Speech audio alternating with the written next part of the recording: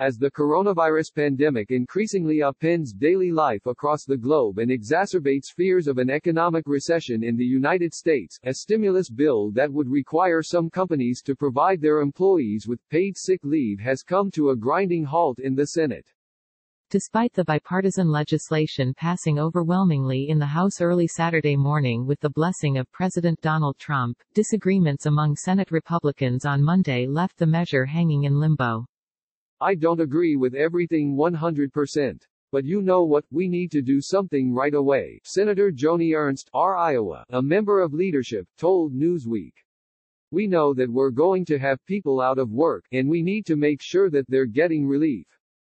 The issue for Republicans is centered on whether small and medium-sized businesses with less than 500 employees would face further economic strain for having to potentially provide 2 weeks of paid sick leave and months of paid family and medical leave. The tax credits offered to companies to help offset the costs would be too little too late, some GOP senators contend. I feel urgency to get it done right, said Senator Mike Braun, R. Ind. Most small businesses are not going to have lines of credit, they aren't going to be in a position to where they can weather it. They will go bankrupt if we force them to advance sick leave with no revenue whatsoever, Senator Tom Cotton, R. Arc, said on the Senate floor. He said rather than create a complicated new system, where some people may be left out, existing systems, instant tax refunds or rebates and welfare programs, like unemployment insurance, should be used to get money into Americans' pockets more expeditiously. A similar solution to fight against layoffs could be to expand and tap into state unemployment funds, suggested Senator Ron Johnson, R. Wis. He argued that expanding paid sick leave and family or medical leave would act as a double-edged sword because while it might slow the spread of coronavirus, it will incentivize people to stay home and have devastating effects on our economy. The public is being urged to remain at home as much as possible, with governors and mayors in several states and cities forcing bars and restaurants to close. There's going to be a cash crunch at some point in time, if this thing continues, Johnson said. These are unprecedented times. It's going to require unprecedented action, but let's make sure we target specific problems and not certain things that are just not necessary. Businesses larger than 500 employees being excluded from the paid sick leave requirement was not included in the bill until after Secretary Steven Mnuchin and House Republicans became involved in negotiations with House Speaker Nancy Pelosi, D. Califf. Last week, it's a portion of the proposal that several Senate Republicans have taken issue with and that President Donald Trump on Monday suggested they might change. Why would you put that mandate on smaller employers?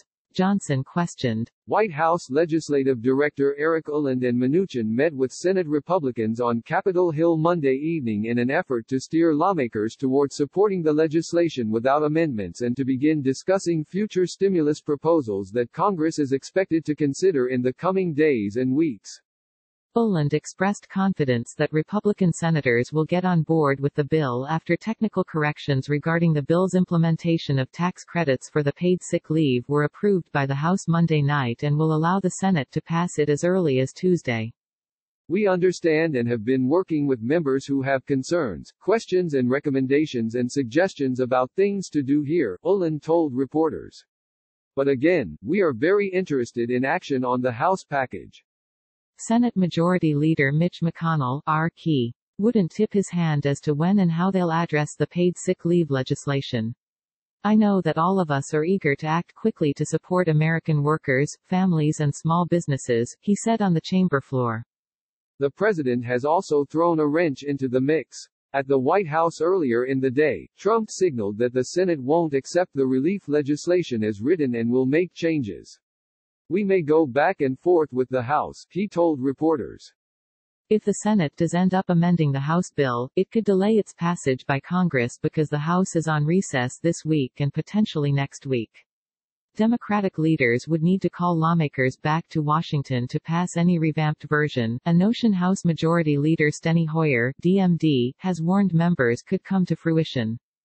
Added to that was the suggestion by Senator Marco Rubio, R. Florida, that with Americans being told to hunker down in place and avoid traveling, particularly air travel, Congress may no longer be able to meet on a regular basis. Many of its members are senior citizens and are most at risk of catching the virus. With the orders that are out there, what might happen with airlines or travel schedules, with individual members having to go into quarantine for being exposed, I don't think we can operate as if we can just bring the Senate and the House back together whenever we want, Rubio said. Others GOP senators, like Senator Todd Young, remained on the fence with the paid sick leave stimulus package. I want to discuss with my colleagues and other economists, he said. I didn't expect a perfect bill to come over from the House of Representatives, and we don't have a perfect bill. Lawmakers in both chambers and parties have said they need to act swiftly to address additional economic stimulus packages, such as relief for the travel industry and small businesses. The details of such proposals will continue to be ironed out in the coming days, with input from all sides being interjected. For example, the Trump administration has shown a willingness to boost the airline and cruise industries. Senate Democrats have unveiled a $750 billion stimulus plan, and Senator Mitt Romney, R. Utah, has suggested that every American adult should receive $1,000. This is not like the financial meltdown where you had banks that made bad decisions and asked the government to bail them out, Rubio said. We are asking, we are begging, people not to go out, not to go shopping, not to go to restaurants, not to go to bars and clubs, and not to take trips. We are imposing restrictions, rightfully so, and there is an economic cost associated with that.